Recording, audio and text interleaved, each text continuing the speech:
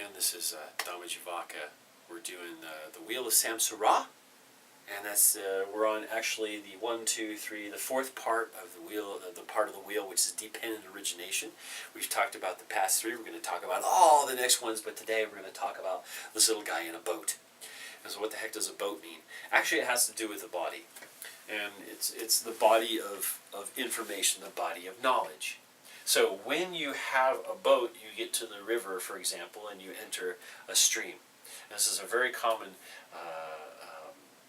metaphor or allegory, whatever you want to call it, for Buddhism. You would take the raft or the boat, and you would get in the boat, and you'd paddle across the river and get to the other side.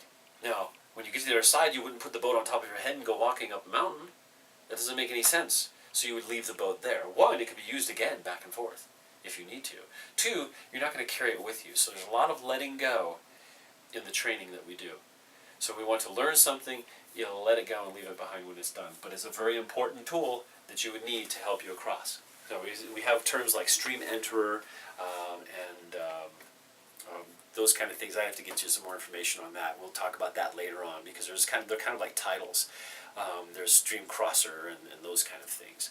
So it depends on where you get in the training of Buddhism. Okay, again, that's only in certain groups, right? Remember, because we're doing basic Buddhism here. This isn't like all of the something very specific and lineage based and guru based and stuff like that.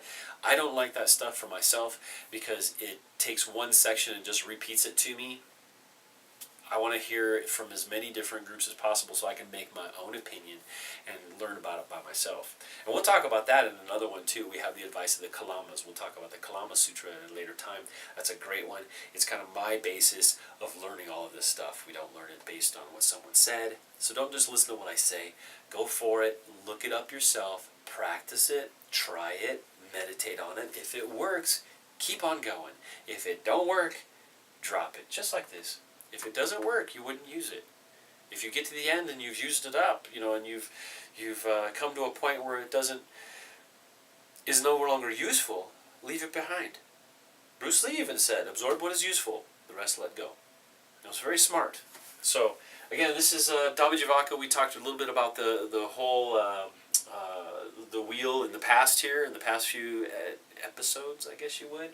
Talked about the center here, which is the three poisons. We talked about the Buddha pointing at the moon. We talked about the moon. We talked about Mara. We talked about his crown. We talked about the diva realm or the lazy angel realm, whatever you want to call it. We talked about the titans in the conflict realm. We talked about the animal realm and who hangs out there and what goes on there.